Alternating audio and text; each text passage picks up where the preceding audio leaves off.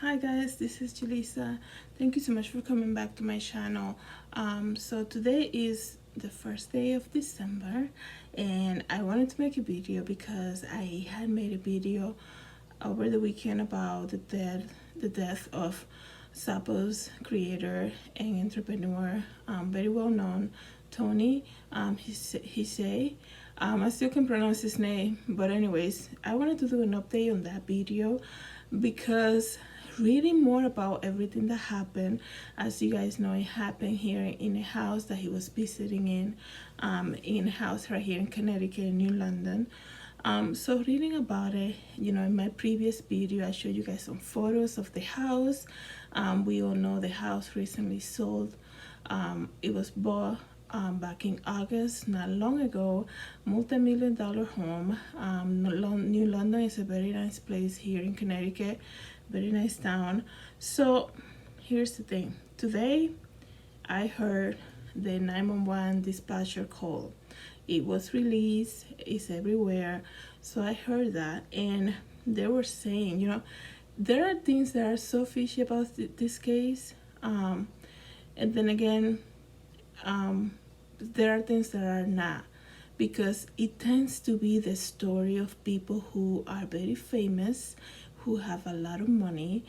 It tends to be the story, and I'm here as a Christ believer, just creating awareness for everybody out there, especially the young people who are fresh out of college or even before college, who think that in life, acquiring money, fans, followers, because that's the thing now, being like known and being public and creating great things is what life is all about.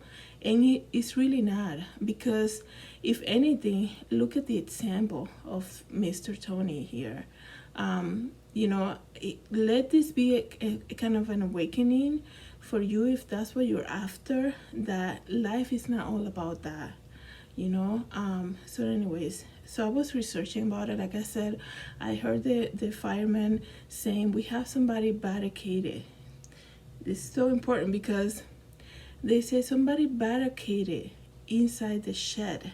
First of all, that's all wrong right there. First of all, we all know that the fire happened overnight, in the early morning hours, around 3:30 in the morning of November 18th, which was a Wednesday, November 18th of this year, obviously, just 2 weeks ago.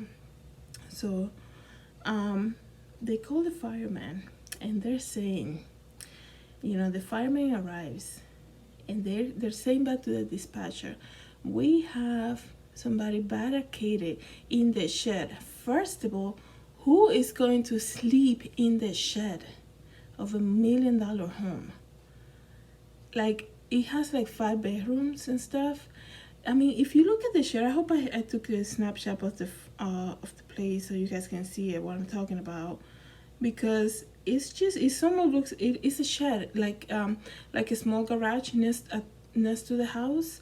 I actually thought it was in the lower level where the gym was, and I showed you guys photos where they had like a kitchenette, and I was like, it has to be there. He was trapped. He apparently, things are floating up because I told you guys this year everything is gonna come up. They are using 2 different words to describe what happened to Tony. They're saying he was barricaded, and some people are saying he was trapped. Which one is it? Because here's the other thing. It's so strange. Something is not making sense here. Something is gonna come up in the next few days. Something is not making sense, because you have a fire in your house. You're visiting for Thanksgiving. You have people over your home for Thanksgiving. There's a fire in your shed, and you call the fireman. And when the firemen arrive, this is early morning hours, and they're saying that we have somebody trapped, barricaded. They say barricaded in the shed. Everybody's out of the house, and they're calling for him to get out, and he's not responding. What is that? What happened? What was going on in that house at 3:30 in the morning? Why do you have a brand new home, You know, it's brand new for the new owners, obviously, because it was just purchased. 5 bedrooms. It has a nice open space. I show you guys photos, and you have somebody staying in the shed that looks more like a storage area. Something is not making sense, and this is what happened, because as much as you want to keep your life all great on Instagram and nothing is going on with your life, and you're always posting the positive great things, everything is going to come up. Unfortunately, you know, the good and the bad is going to come up. So the thing with this is, now everybody's talking about him and the person he was, because just yesterday the world was celebrating him as an entrepreneur, visionary. He's amazing, he's this and the other, and that's all great. You know, nobody can take that away from him, obviously. But I feel sad about it, in the sense that I research and research, what did he believe in? Did he believe in God? Did he had a faith? Was he open publicly about his faith? And I know a lot of people keep that private, for their own personal reasons. But I couldn't find nothing on that. You know, this guy did so many interviews, he was published in so many magazines, and I never found something, you know, I could be wrong, but I never found something where he mentions God. Not even, thank God this didn't happen, thank God we got this deal, and not even, you know, using the name like that. So anyways, so he was barricaded. When you're barricaded, you're not planning to come out. There's something else happening here. And what's strange about this whole thing is because there was a fire, you know. And, you know, it's so crazy. And I'm not trying to draw to a conclusion it's going to hurt anybody here. I'm just using this as an example for anybody out there, that money and power and companies and acquiring this and being able to do so many things, that's not what life is all about. You can have all the money in the world and you can still be a very sad person. You know, happiness is not found in that. It's temporal. Like, you can have $1,000 right now that somebody just gave you as a gift.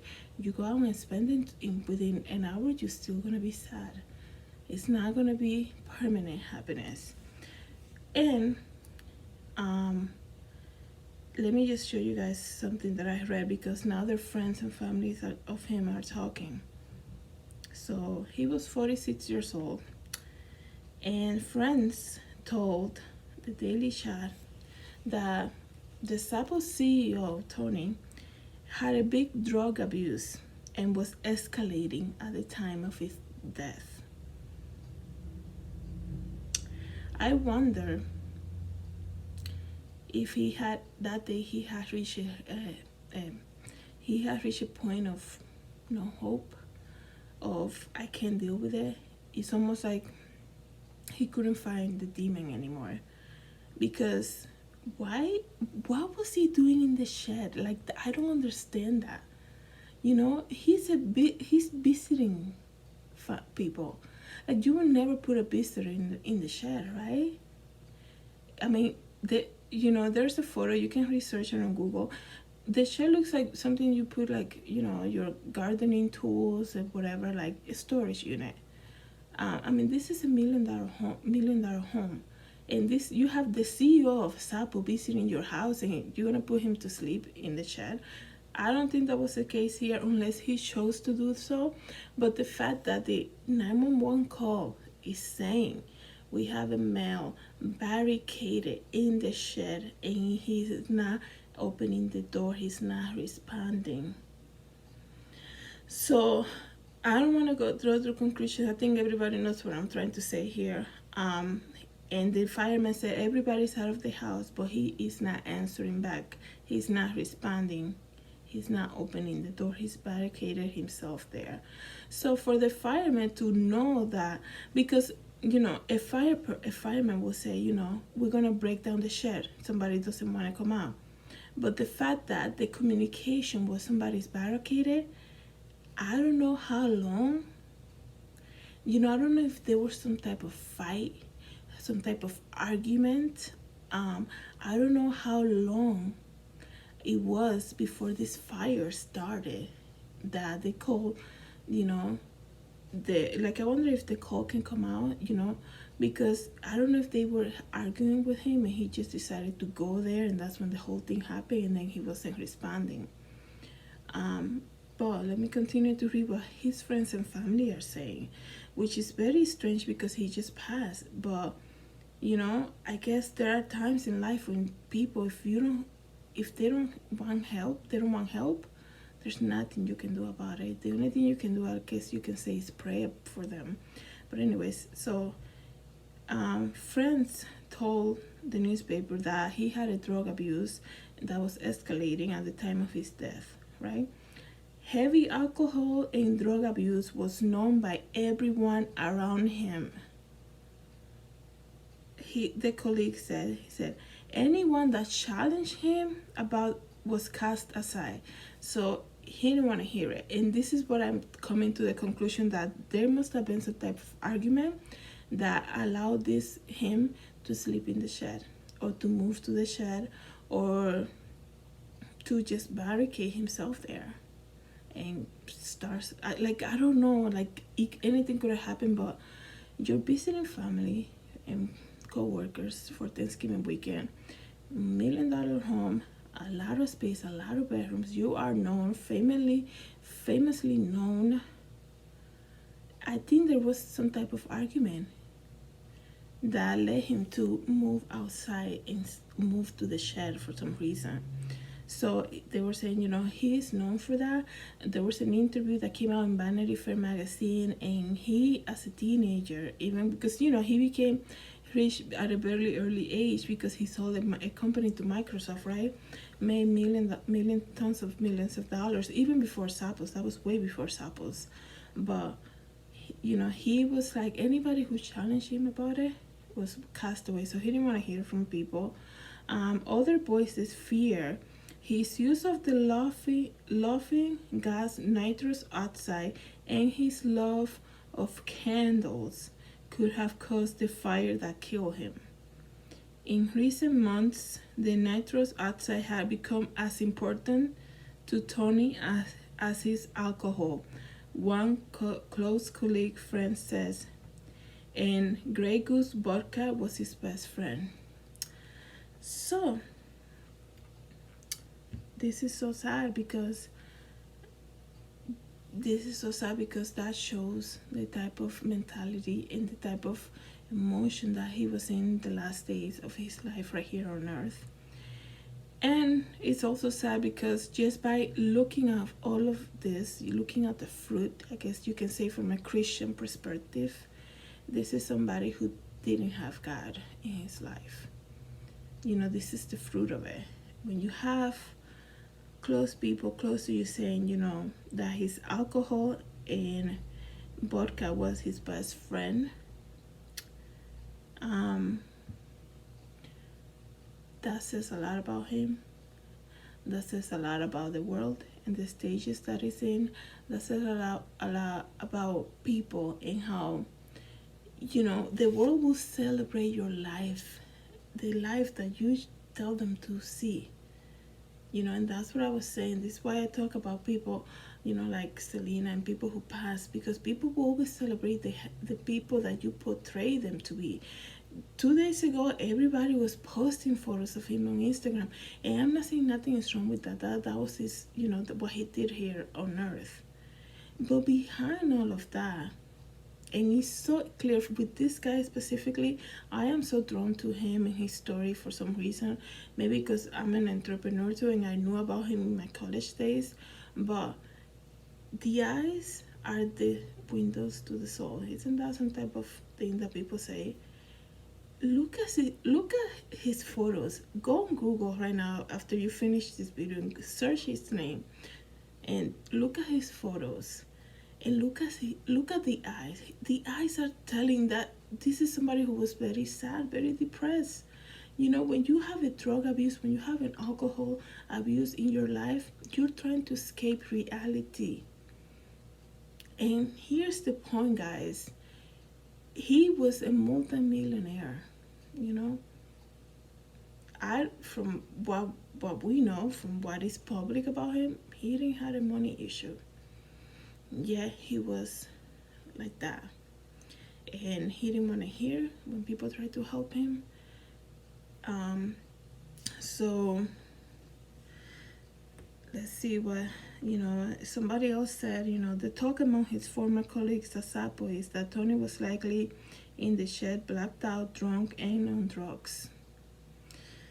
So, that could happen too, obviously. A dispatch tape obtained by the Daily Mail chat revealed that he was barricaded inside the shed and wasn't answering the door. I have an issue with the word barricaded. He's either trapped or barricaded. Completely two-way different things, because I feel like when you're barricaded, that's a voluntary decision. You don't want to come out, right? When you're trapped, you're doing everything you can in your power to escape the fire, and you are not coming out.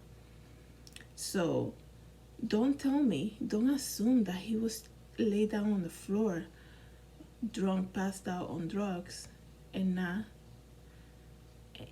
responding, and then you're gonna say he was barricaded. Something must have been said to the firemen when they got there, that they came up with that word barricaded. I think something led him to the shed that day that has not been revealed yet, because let's go back to visitation. Like, sometimes you visit people, you don't know their house that well. We don't know who she was. She was a friend of the family, the owner of the house. We don't know how well he knew the house. He could have been, I don't even know anymore. He could have been drunk and passed out, but how did he get there? And if you know, here's another point. If you know your friend has a drug problem, alcohol problem, and you saw him walk to the shed and you know where he's at, right? And there's a fire, man, you grab me whatever I can, but I'm gonna break it down. Especially because we're not talking about a 5-story building, we're talking about a shed. Like, if you look at there's a picture of it. I just don't have it with me. There's a picture of it. So it looks very small to me. Yeah, yes, it's an aerial picture, but it's like a little, even if it was a garage, you will guess something. Because they're saying, oh, everybody's outside trying to, and he was not answering the door. There is a fire. You don't go, hey, are you there? Like, you break down the walls, especially when you have other people there that can help you do that until the firemen get there. What is going on? It doesn't make sense to me, this whole story that they brought out. Something is not adding up. I feel like this year has brought a lot of things out into the surface, and I think this is just a matter of time. I really hope, I'm just gonna end it here. I really hope that his family find the peace and hope that they need right now, in the times right now, and in every time. I hope they turn their life to Christ. If they haven't yet, and this, guys, is another example that life with Jesus is the best life you can have. We tend to just follow what people say, inspirational speakers, create the biggest company, do the and the other. They would never tell you that you're gonna be miserable, that you're gonna have anxiety, that you're gonna, life with God, is the best life you can have, because he created you. The Bible says choose the kingdom of Christ first, and everything else will be added onto you. So I just wanted to leave you with that. If you guys have any comments about it, I think this is so strange.